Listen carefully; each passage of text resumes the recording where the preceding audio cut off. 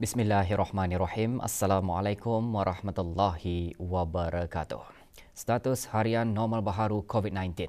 Satu kes sedang berada dalam kategori 5 iaitu mereka yang memerlukan rawatan di unit rawatan intensif ICU. Sementara itu, 3 kes berada dalam kategori 4 iaitu mereka yang memerlukan bantuan oksigen dan di bawah pemantauan rapi. Kementerian Kesihatan juga memaklumkan 744 kes sembuh dilaporkan kemarin.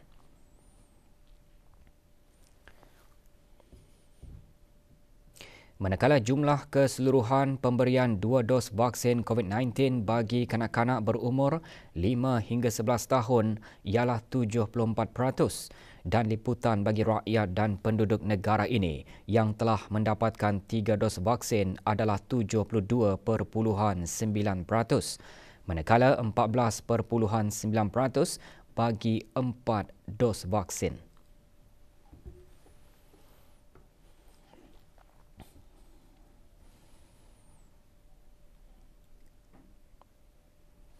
Mahkamah Syariah Negara Brunei Darussalam memaklumkan kepada orang ramai terutama umat Islam di negara Brunei Darussalam bahawa hakim-hakim syar'i dan para pegawai Mahkamah Syariah Jabatan Kehakiman Negara Jabatan Perdana Menteri bersama para pegawai dari Kementerian Hal Ehwal Ugama, Jabatan Ukur Kementerian Pembangunan dan Jabatan Mufti Kerajaan akan berada di beberapa tempat yang ditetapkan untuk meruqyah anak bulan Zulhijjah 1443 Hijrah. Ruqyah akan diadakan petang ini 29 Zulkaedah 1443 Hijrah bersamaan 29 Jun 2022 Masihi di Tanjung Batu dan Bukit Agok bagi daerah Brunei dan Muara, Bukit Lumut bagi daerah Blaid dan daerah Tutong di Bukit Ambok. Berikutan itu, pengumuman 1 Zulhijjah dan seterusnya penentuan Hari Raya Aidil Adha akan disiarkan melalui radio televisyen Brunei sebaik-baik sahaja hasil ruqyah pada petang ini diperoleh dari pihak berkenaan.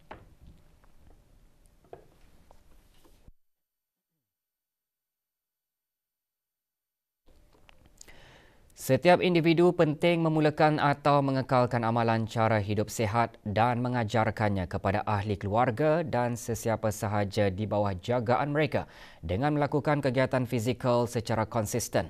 Berucap pada Majlis Pelancaran Garis Panduan Kegiatan Fizikal Kebangsaan edisi kedua Negara Brunei Darussalam, Menteri Kesihatan menekankan kegiatan tersebut bukan sahaja dapat mencegah masalah obesiti dan penyakit-penyakit tidak berjangkit, malah dapat mengawal terjadinya komplikasi-komplikasi yang berkaitan. Yang berhormat Datuk Seri Setia Dr. Awang Haji Muhammad Hisham bin Haji Jaafar juga menyeru setiap individu untuk membiasakan diri untuk sentiasa kekal aktif secara tetap dan berterusan dalam menjalani fasa peralihan dan aktiviti harian dengan COVID-19. Majlis pelancaran berlangsung di sebuah hotel di Berakas. Mesej-mesej utama dan saranan yang telah dikenalpasti di dalam garis panduan tersebut perlu difahami, diberigakan dan dikongsikan serta disokong sepenuhnya, supaya setiap penduduk akan dapat memenuhi saranan untuk melakukan kegiatan fizikal dan mengurangkan aktiviti sedentari.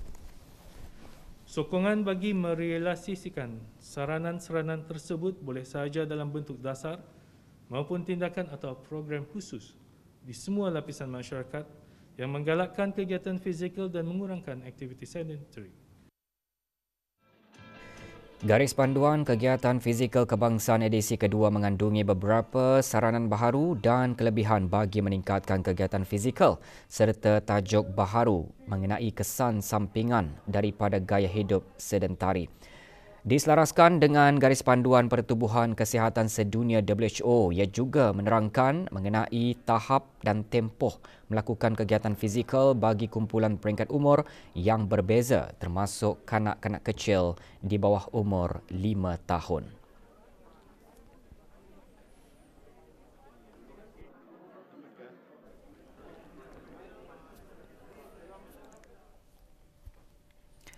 Dalam beberapa tahun lalu, ekonomi negara Brunei Darussalam telah mencatat perkembangan yang signifikan, terutama dalam sektor bukan minyak dan gas. Secara purata, sektor tersebut meningkat kira-kira 5% dipacu oleh aktiviti-aktiviti baharu dan peluasan yang sedia ada.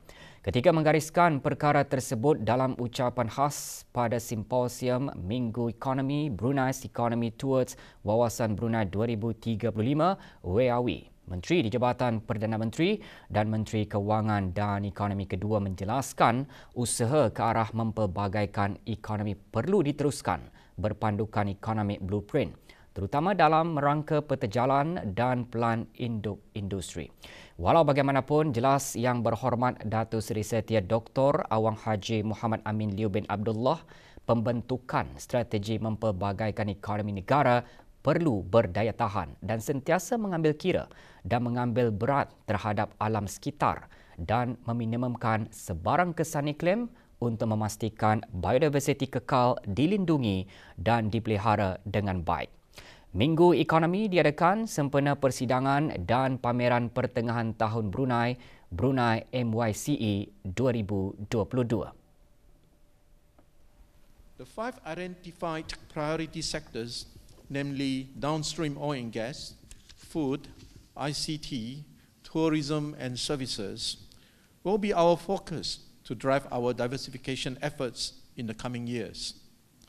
Increasing activities and investment in these sectors will boost the growth of our industries, increase exports, and create more employment.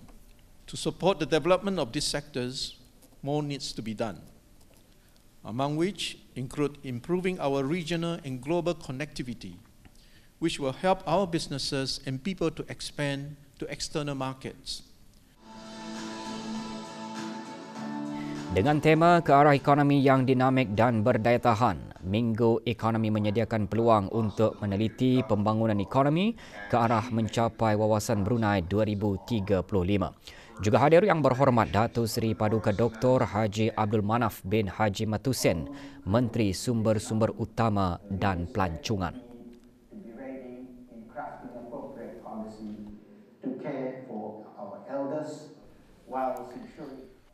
Dua ucap tama dibentangkan oleh speaker-speaker antarabangsa pada hari pertama Simposium Minggu Ekonomi Brunei MYCE 2022. Acara diadakan di Dewan Mesyuarah Pusat Persidangan Antarabangsa Berakas.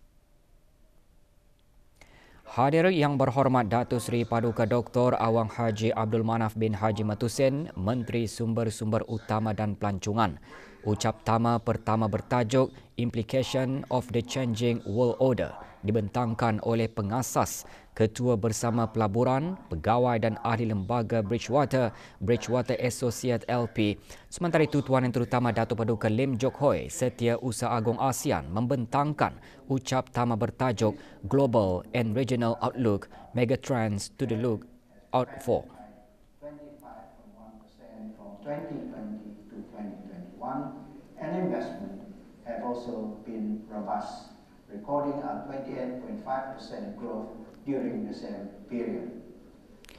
Sementara itu, 5 ahli panel membincangkan mengenai Reassessing and Recalibrating Policy Approaches for GDP yang menumpukan mengenai dasar yang boleh dilaksanakan di negara ini untuk mempercepatkan pertumbuhan keluaran dalam negara kasar KDNK.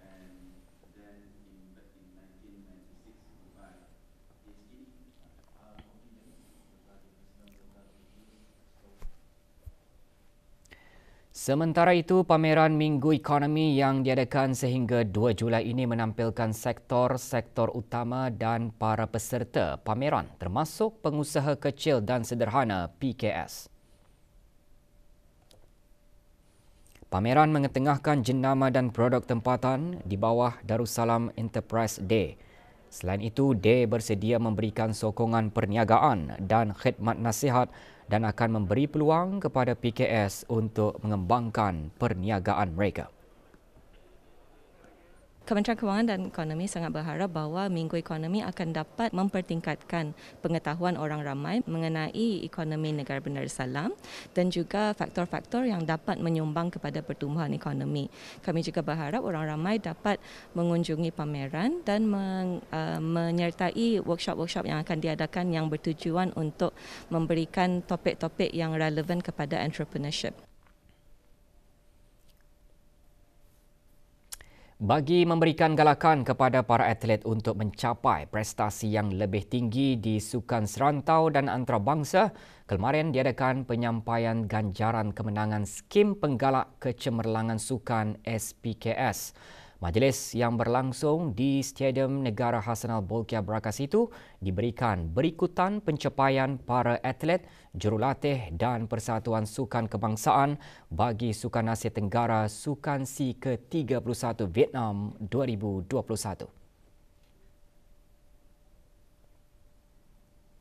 Penyerahan ganjaran kemenangan SPKS berjumlah RM33,200 disempurnakan oleh Yang Berhormat Awang Haji Nazmi bin Haji Muhammad, Menteri Kebudayaan, Belia dan Sukan. Terdahulu, Pengiran Muhammad Amir Rizal bin Pengiran Haji Mahmud, Setiausaha Tetap Pentadbiran Kewangan dan Estet Kementerian Kebudayaan, Belia dan Sukan, dalam ucapannya antara lain menyatakan SPKS adalah ganjaran serta pengiktirafan dan penghargaan negara. Atlet-atlet yang menerima ganjaran, atlet wushu Awang Muhammad Adi Salihin bin Roslan, atlet pencak silat Awang Muhammad Ali Saifullah Abdullah bin Haji Muhammad Suhaimi, 3 atlet pencak silat regu wanita Dayang Anissa Najihah binti Abdullah, Nurlia Rahmah binti Haji Raya dan Dayang Nur Wasika Azimah binti Rosihan. Naikkan prestasi lagi yang lebih baik lagi. Akan mengikuti acara SEA Games tahun depan lagi. Untuk memperbaiki lagi mana kelemahan saya yang akan saya buat dan insyaAllah demi negara saya akan buat yang terbaik. Berikan kami dorongan untuk bekerja lebih gigih dan bersemangat untuk mencapai kejayaan untuk acara seterusnya. Kerjasama yang baik di antara Maktab 112 dengan pihak pengurusan Jemaah Haji Negara Brunei Darussalam diharap berterusan agar jemaah haji dapat melaksanakan manasik haji dengan selamat, selesa dan seterusnya mendapat haji yang mabrur. Ketua Maktab 112 Ali Bondaji melahirkan harapan itu semasa perjumpaan dengan pihak pengurusan Jemaah Haji Negara Brunei Darussalam. Rombongan pejabat urusan Jemaah Haji Negara Brunei Darussalam Pentadbiran dan Perubatan dan syarikat-syarikat pengendali perkhidmatan pakej haji diketuai oleh Awang Haji Muhammad Hisham bin Haji Awang Maidin, penolong ketua pejabat berkenaan di Makkah Al-Mukarramah.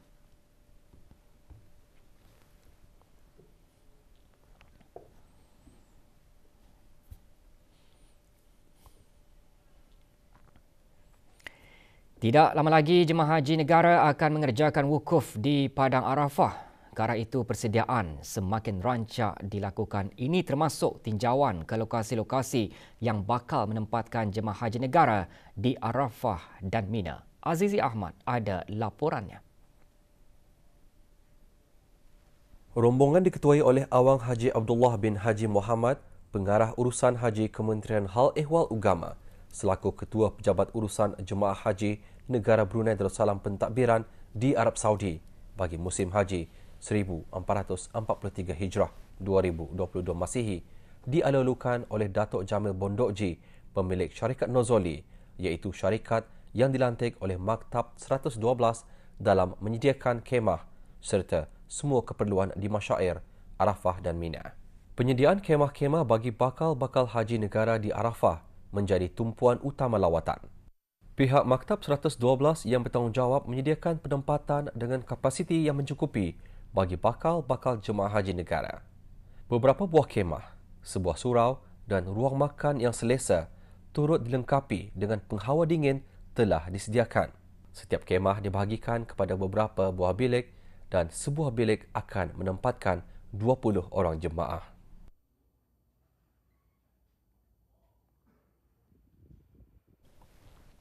Rombongan juga meneruskan lawatan ke kemah-kemah para bakal haji negara di Mina dengan kedudukan kemah yang cukup dekat dengan kawasan tempat melontar jamarat. InsyaAllah, ianya akan memberikan keselesaan dan kesenangan bagi para bakal haji negara untuk membuat ibadah melontar jamarat. Dari Mekah Al-Mukarramah, Azizi Ahmad melaporkan untuk Berita RTB.